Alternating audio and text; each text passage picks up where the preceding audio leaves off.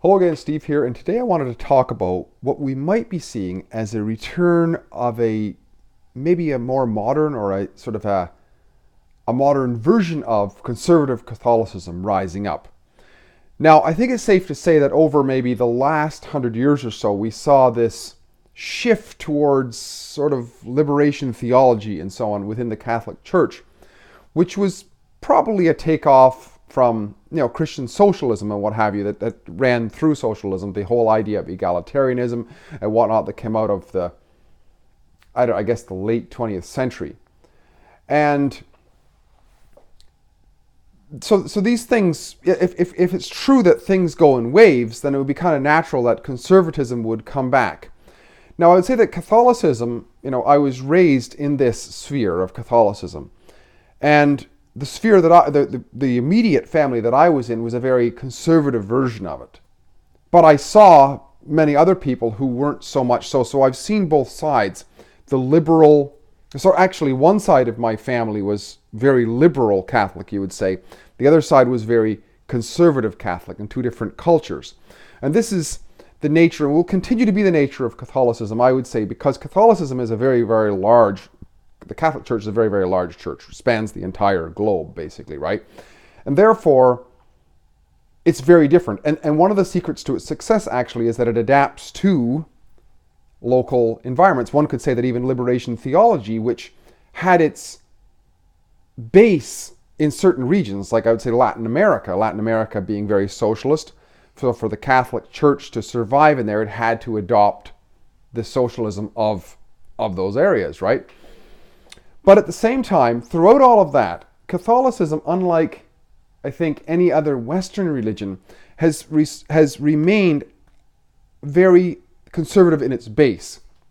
For example, in the face of even lately, this idea of universal egalitarianism, that every organization has to have every stripe, it has to have women and men, it has to have homosexuals and all this sort of stuff, you have to accept these tenets and so on. Catholicism has stood firm as almost like a constitution that this is what we stand for, certain things. And even though you have a guy like Pope Francis rising up, who's one could argue is a communist, basically, he's still a man, at least as far as we know. And he wouldn't stand up, probably, I haven't heard him say, maybe he has, and say that women should be popes and priests and what have you. No, Catholicism has said, no, the priesthood is for men. And, abortion is wrong. We said it was wrong 50 years ago, 100 years ago. We're still going to say it is now. Like, there's the universals, right? Like, we stand for the 10 Commandments and so on. We should not kill. That doesn't mean that, because it's 2019 now, we can kill and so on. No, they stand for that very, very strongly. But for many years, a lot of people would say, this person's Catholic, that person's Catholic, but they don't really believe it. They don't really act like they believe it. But I think what we're seeing now, and this is interesting, we're seeing the rising up of some people who are becoming more and more prominent. And what's interesting is the age of these people. I didn't realize, I thought it was just a one-off when I've heard of this Nick Fuentes guy, this Afro-Latino guy, who is a Catholic ostensibly. Interestingly enough, he is, and he's very, very popular. He's got the whole Groyper movement going, right? And he's standing up for fairly traditional, aside from his stance on Israel and so on, that might just be something that he uses to churn things up. But nevertheless, that's also a very Catholic thing, because you got to understand, up until about the 1960s and so on, Catholics were, on the surface, sort of anti-Jew in a way. They weren't really in their heart, but they were against they weren't against Jews, they were against maybe Zionism and Judaism. But individual Jews they weren't, because a tenet of Catholicism is Christianity, basically. That's the foundation of it, which is Christ. And that you are, even though you believe that you're the chosen people, which Catholics, by the way, do. They're the modern Jew. That's how they see themselves.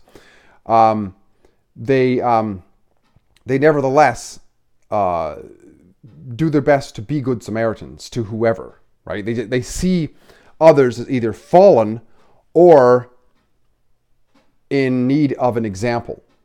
So they, and the Jews were the same. They saw that the Jews missed out on a wonderful opportunity to accept Jesus, but they didn't, and therefore we're going to keep waiting until you finally do. That's kind of the Catholics' approach to it. But things like Zionism and so on misses the point, I think, of what even Judaism originally stood for, I guess. Anyways, that's a bit of a tangent.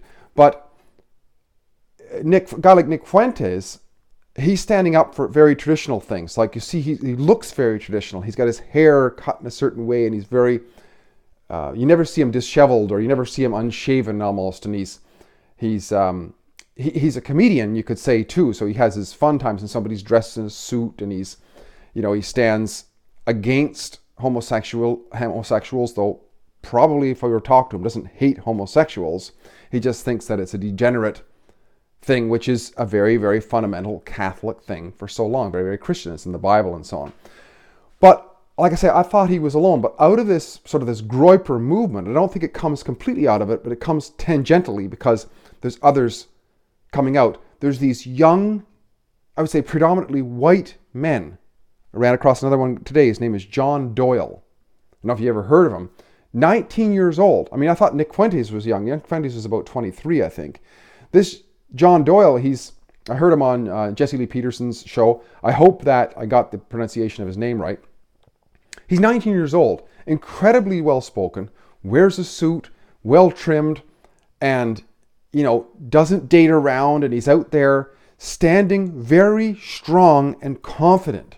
And you see these guys, they remind me a little bit of my uncles that I remember, certain ones way back when I was a kid on the religious Catholic side.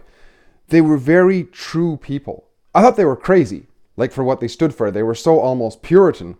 They sounded like they were boring, but they were intellectual. They were well-spoken. They were well-trimmed. They were well-dressed. And all of this, all put together, they are people I remember as, I still don't understand how they could do it. It's amazing how principled they were.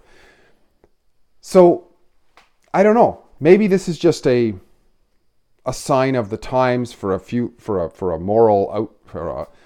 pushback against the ridiculous.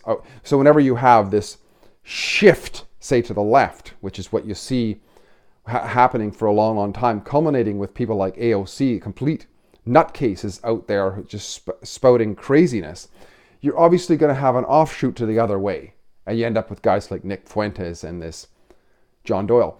But is this the sign of the times? Is there a change going on to the point of sort of the reestablishment of a more solid, traditional Christian or Catholic base?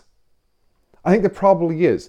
Because after all, I think as things start to continue to change, the Islamization of the world, the globalization of the world, the feminization of the world, and so on, as those things get pushed, and as these strong young men get pushed off the platforms, are they going to continue to build a base that's strong, deep, respected within their spheres? I think they will. I think they will, and I think they will be a force to reckon with. Because all we have to do is look at history, and strong white men are extremely powerful. Well, after all, that's who ran Christianity, right? Christianity became the strongest religion, most influential religion in the modern world. And they have not, at their core, succumbed to the major tenets of modern postmodernism, which is that men and women are the same. Homosexuality is okay. It's just as legitimate as heterosexuality, and these sorts of things, right? So it's interesting, just something to watch. What can we learn from this? I guess, well, we can learn lots from history. I think we can learn that no matter how much we say that everybody is the same, when we push and push and push and push the same, all of a sudden it's like sort of like a swamp, right? You keep pushing parts of the swamp, you get a bubble up over here because everything's got to get displaced and move. You keep displacing something here, something's going to rise over here. So if you push a certain ideology within a society, there's going to be a backlash of a bubble out over here. And that's what we're seeing, I think, with this return to conservatism within religion.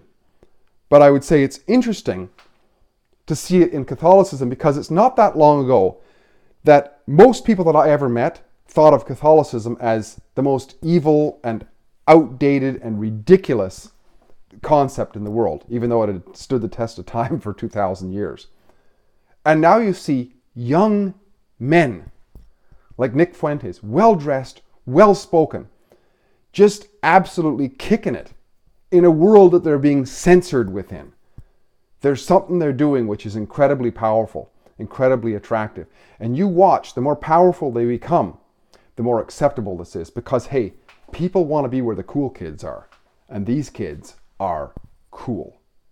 Steve here, getting great chatting. If you like look what I'm doing, my mouth gets all tied up in knots at times. Please like, subscribe, and share. We'll talk again soon. Bye for now.